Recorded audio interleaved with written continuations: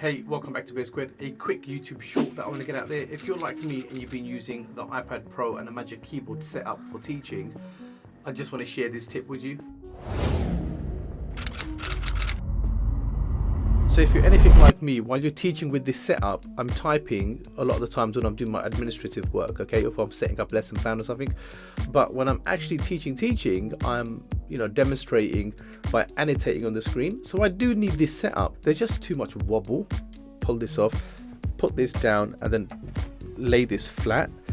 The issue with doing that is too flat. If I'm sitting up, this is not ergonomic. Now you may have seen my other video where I've got like a desk elevation stand, like something like that.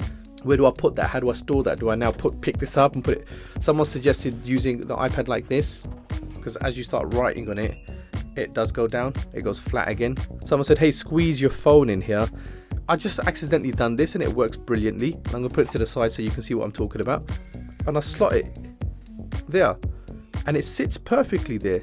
As I'm writing on it now, there's no wobble, it writes really well.